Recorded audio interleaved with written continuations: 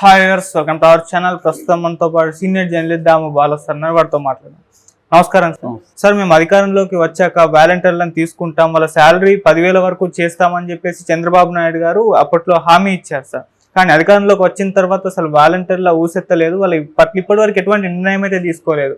అయితే దీని పట్ల ఇప్పుడు వాలంటీర్లు అందరూ తిరుగుబాటు చేయబోతున్నట్టుగా వార్తలు వస్తున్నాయి. వాళ్ళు కూడా అంటే చంద్రబాబు నాయుడు ఒక వార్నింగ్ ఇచ్చినట్టు 27వ తారీఖు దాకా ఏదో ఒక నిర్ణయం తీసుకోండి, లేదంటే మేము పెద్ద ఎత్తున తిరుగుబాటు చేస్తామని అంటున్నారు. మరి ఏం చేసే ఛాన్స్ ఉంది? మరి ఇప్పుడు చంద్రబాబు నాయుడు గారు ఏ విధంగా రియాక్ట్ అవుతారు వాలంటీర్ల పట్ల?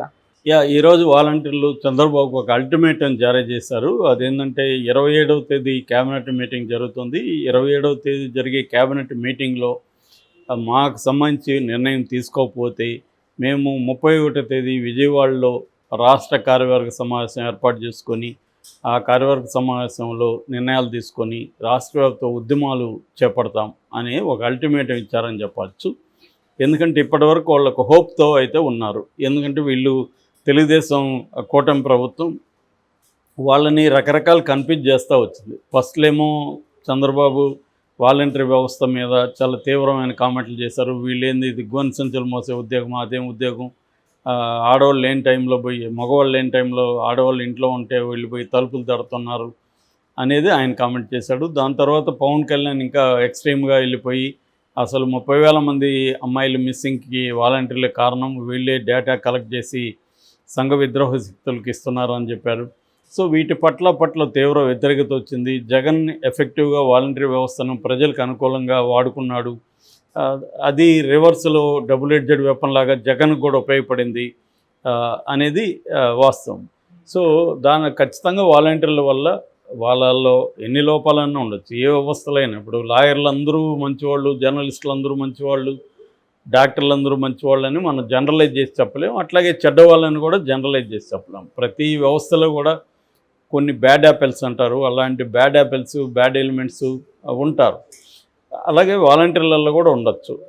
అంత మాత్రాన వాలంటీర్ వ్యవస్థను మొత్తమే నెగేట్ చేయడం, దాన్ని వ్యతిరేకించడం కరెక్ట్ కాదు. కానీ వీళ్ళు ఆ పని చేశారు. దాని తర్వాత తీవ్రమైన వ్యతిరేకత రావడం, వాలంటీర్ల ఇన్ఫ్లుయెన్స్, ప్రతి 50 ఇంటికి ఒక వాలంటీర్ ఉంటాడు కాబట్టి వాళ్ళ మీద ఇన్ఫ్లుయెన్స్ ఉంటుందనే విషయం వీళ్ళకి అర్థమయ్యి వీళ్ళు యూటర్న్ తీసుకున్నారు. ఇద్దరు, ఇటు పవన్ కళ్యాణ్ తీసుకున్నాడు, ఇటు చంద్రబాబు తీసుకున్నాడు.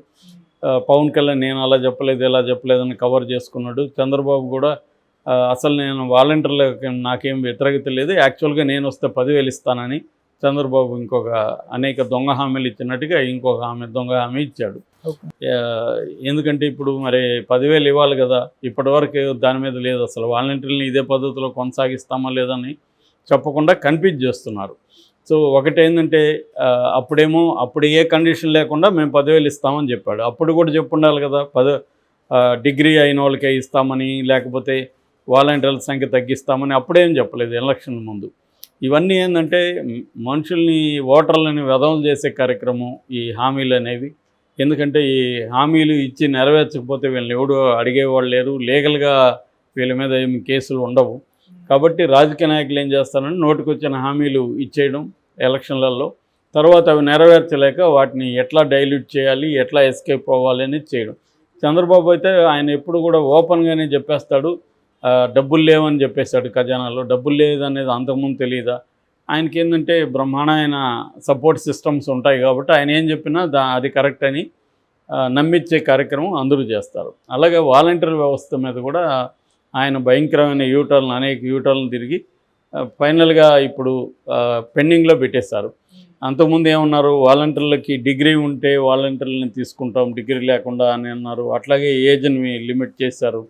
దాని తర్వాత 50 ఏళ్ళకి కాదు, ఒక ఊరికి లేకపోతే సచివాలయానికి ఒకరు ఉంటారు, ఇలాగంతా చెప్పారు. ఫైనల్గా వాలంటీర్లు లేకుండానే సచివాలయ సిబ్బంది, ఇతర సిబ్బంది ద్వారా 2 నెలలు పెన్షన్లు కూడా ఇచ్చేశారు. నెక్స్ట్ మంత్ కూడా వచ్చేస్తుంది. ఇప్పటికి కూడా వాలంటీర్ల మీద ఏ రకమైన అంటే ముందు నుంచి ఏంటంటే చంద్రబాబు ప్లాన్ వాలంటీర్ లేకపోతే ఏమీ నష్టం జరగదు అనేది ప్రూవ్ చేయదలుచుకున్నాడు. సో వాలంటీర్లు వెళ్ళి ఇళ్ళకి డబ్బులు ఇచ్చేది, వాలంటీర్లు వెళ్ళి రేషన్ ఇచ్చేది, ఇవన్నీ తీసేశాడు. ఇప్పుడు జగన్ పెట్టిన రేషన్ బండ్లు కూడా తీసేశాడు. ఇప్పుడు మళ్ళీ పాత పద్ధతిలో రేషన్ షాప్ ముందు మళ్ళీ క్యూలలో ప్రజలు నిలబడి తీసుకోవాలి. సో ఇలాగా చంద్రబాబు వాలంటీర్ల విషయంలో కూడా ఖచ్చితంగా ఒక దొంగ హామీ ఇచ్చి దాన్ని నెరవేర్చకుండా ఏవో సాకులు చెప్పుకుంటూ నడుస్తున్నారు. వాలంటీర్ వ్యవస్థ ఉండదని ఒక నాయకుడు చెప్తాడు, ఉంటుందని ఒక మంత్రి చెప్తారు, ఇలా కన్ఫ్యూజ్ చేస్తున్నారు. ఇన్ని రోజులు వీళ్ళు ఓర్చుకున్నారు, సరే ఏదన్నా చేస్తాడేమో అని ఒక హోప్ ఉన్నారు. ఈ 10,000ది కూడా వాలంటీర్ల మీద పనిచేసింది బాగా. అందుకని చాలా చోట్ల వాలంటీర్లు కూడా తెలుగుదేశం కూటమికి ఓట్లు వేయించారు, ఎందుకంటే 10,000 వస్తుంది మనకని. ఎందుకంటే ఎవరికైనా ఇవాళ పొలిటికల్ లాయల్టీ అనేది రాజకీయ నాయకులకే లేనప్పుడు వాలంటీర్లకు ఎందుకు ఉండాలి లాయల్టీ? జగన్ 5,000 ఇచ్చాడు, చంద్రబాబు 10,000 ఇస్తాడు, డబ్బులు శాలరీ వస్తుందంటే ఎవరికి మాత్రం ఇష్టం ఉండదు. అందువల్ల వీళ్ళు వాలంటీర్లు అందరూ కూడా చంద్రబాబుకి అనుకూలంగా ఓట్లు వేయించారు. ఇప్పుడు చంద్రబాబుకి ఇది ముందే తెలుసు, వీళ్ళని మనం కంటిన్యూ చేయమని తెలిసే ఆయన హామీ ఇచ్చి మోసం చేద్దామని హామీ ఇచ్చాడు. క్లియర్గా డౌట్ ఏం లేదు దాంట్లో. అది అప్పుడు వైసీపీ వాళ్ళు చాలామంది చెప్పారు కూడా, కానీ నమ్మలేదు. ఎందుకంటే ఇక్కడ ఇటు కర్ణాటకలో కానీ తెలంగాణలో కానీ వీళ్ళ హామీలు ఎలా డైల్యూట్ చేస్తున్నారో చూస్తున్నాం మనం. ప్రతిదీ ఇస్తున్నట్టు డ్రామా ఆడుతున్నారు కానీ ఏది ఇవ్వట్లేదు. అక్కడైతే కర్ణాటకలో అయితే చేతులు కూడా ఎత్తేసారు వాళ్ళు, మా వాళ్ళు కాదని. అదే జరుగుతుంది ఇక్కడ కూడా. సో ఇక్కడ ఏంటంటే తక్కువ డబ్బులు ఖర్చు అయ్యే ఫ్రీ బస్సు లాంటివి మాత్రం అమలు అవుతున్నాయి. రైతు రుణం అది ఎట్లా అమలు కావట్లేదు అనేది బీఆర్ఎస్ వాళ్ళు బీజేపీ వాళ్ళు తీవ్ర విమర్శలు ఇక్కడ చేస్తున్నారు. ఇదే పద్ధతిలో అక్కడ కూడా వాలంటీర్లకి వ్యతిరేకంగా చంద్రబాబు ఒక ప్లాన్డ్గా ఆ వ్యవస్థను ఎలా నాశనం చేయాలి అంటే, చంద్రబాబుకు ఉండే బలం ఏంటంటే ఆయన ఒక పని చేయాలనుకుంటే దాన్ని సపోర్ట్ చేసుకుంటూ ఎస్టాబ్లిష్మెంట్ చేసుకుంటూ ప్రజల అంగీకారాన్ని మౌల్డ్ చేసుకుంటూ వెళ్తాడనమాట. ఒక్కసారిగా చేయడు. చంద్రబాబుకి మిగతా వాళ్ళకు ఉన్న తేడా అదే. అలాగే వాలంటీర్లని వ్యవస్థని పక్కన పెట్టేయాలనుకున్నప్పుడు ముందు వాళ్ళు లేకుండా అన్ని పనులు జరుగుతాయని నిరూపించాలి. వాలంటీర్ల వ్యతిరేకంగా కథనాలు క్రియేట్ చేయాలి. ఈ మెథడ్లో వాలంటీర్ల మీద కన్ఫ్యూజ్ చేయాలి. ఇవన్నీ చేసుకుంటూ జనాల్లో మెల్లగా ఇంక వాలంటీర్ వ్యవస్థ ఉండదులే అన్నది ఒకటి క్రియేట్ చేసేసి అప్పుడు అనౌన్స్ చేయాలి. ఇది చంద్రబాబు ఒక స్ట్రాటజీ. ఇది ప్రతి దాంట్లోనూ మనం గమనిస్తే ఈ ప్యాటర్న్ కనిపిస్తుంది. ఇప్పుడు దీంట్లో కూడా ఇదే ప్యాటర్న్లో వెళ్తున్నాడు. సో దీన్ని వాలంటీర్లు ఓపికగా ఎదురు చేస్తారు. ఇప్పుడు వాళ్ళకి ఒకటే మార్గం, ఉద్యమాలు చేయాలి. ఇప్పుడు మళ్ళీ వాళ్ళకి వైసీపీ అవసరమైంది. వైసీపీ తప్ప వాళ్ళకి ఇంకెవరు కూడా ఉద్యమంలో కలిసి వచ్చేవాళ్ళు లేరు. ఎందుకంటే ఈమె ఏదన్నా స్టేట్మెంట్ ఇస్తుంది తప్ప ఉద్యమాలు చేసే, ఈ ప్రభుత్వానికి వ్యతిరేకంగా ఉద్యమాలు చేసే పరిస్థితిలో షర్మిల లేదు. ఇప్పటివరకు ఆమె ఏ రకంగా కూడా రాలేదు. ఇంకా సిపిఐ కమ్యూనిస్టులు తోక పార్టీలకు మారిపోయి చాలా కాలమైంది. వాళ్ళు కూడా ఉద్యమాలు చేసే వ్యవహారం లేదు. ఏదో కొన్ని అనుబంధ సంస్థలు సిఐటియు, ఏఐటిసి ఇలా కార్మిక సంస్థలు వీళ్ళు కొన్ని విషయాల్లో పర్వాలేదు. మొన్న కూడా అంగన్వాడీలతో సిఐటి వాళ్ళు ఈ రాష్ట్ర ప్రభుత్వానికి వ్యతిరేకంగా ఉద్యమాలు చేయగలిగారు కొంతవరకు. అటువంటి కొంత ప్రెజర్ చేయగలుగుతారు.